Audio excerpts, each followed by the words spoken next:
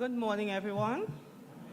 Let me take this opportunity to wish all my sisters happy International Women's Day in advance.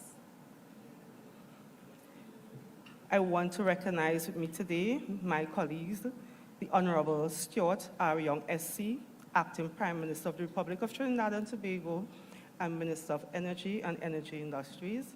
I also want to recognize my sisters in service who serve alongside me, the Honourable Camille Robinson-Regis, Dr. the Honourable Nyan Gatsby-Dolly, Senator Renuka Sagramisain-Suklal, Paula Gopi-Schoon, all dignitaries, all our special invited guests.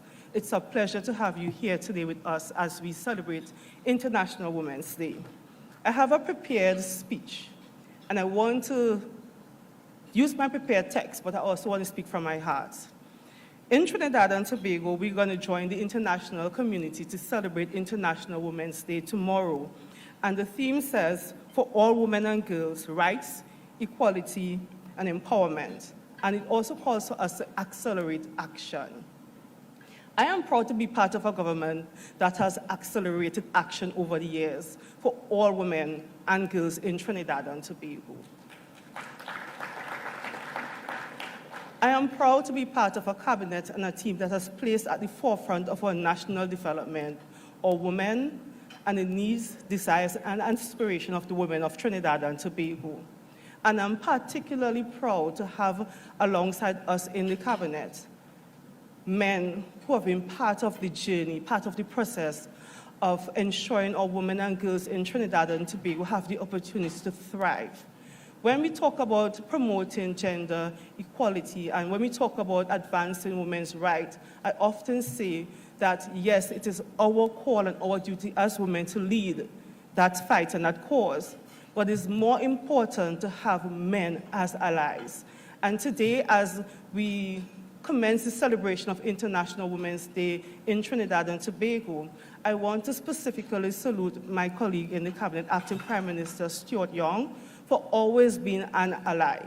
As Minister with responsibility for gender and child affairs, I've seen over the years where whenever called upon to support any policy position, to support any activity where the women and girls of Trinidad and Tobago would benefit, Honourable Stuart Young SC has always been brave enough and bold enough as a man to use his voice to promote and accelerate action for women and girls. So thank you. We have been doing meaningful work at Gender and Child Affairs Division in the Office of the Prime Minister.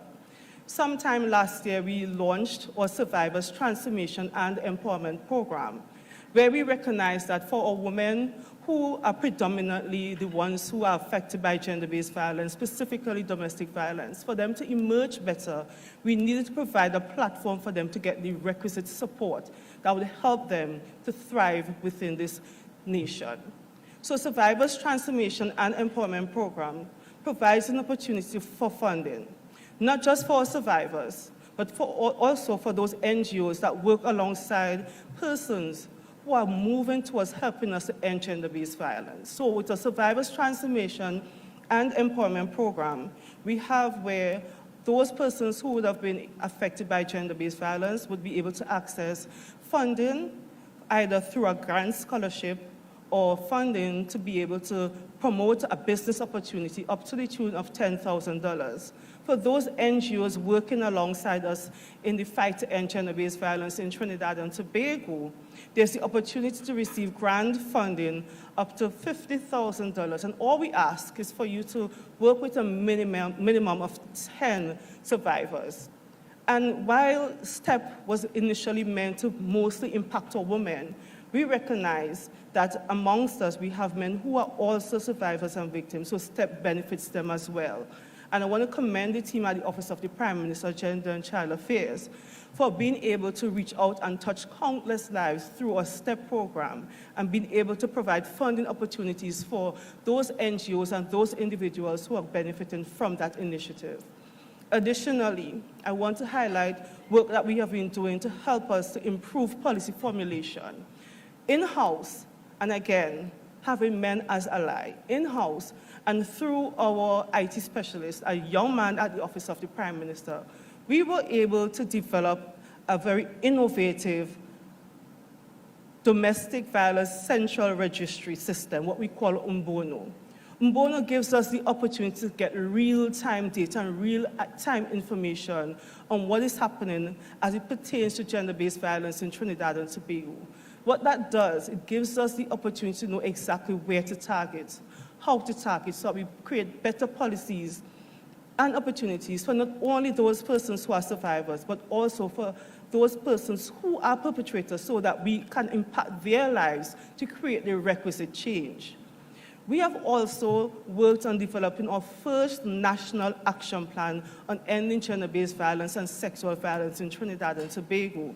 And we would not have been able to accomplish this without the support of various international bodies. So I want to take this opportunity to thank the UN system, the European Union, and all those other international agencies that would have assisted Trinidad and Tobago in developing a strategic action plan to end gender-based violence and sexual violence in Trinidad and Tobago. That is going to impact positively the lives of all women, men, boys, and girls in our nation. And before the Cabinet, we have our first draft action plan on women, peace and security.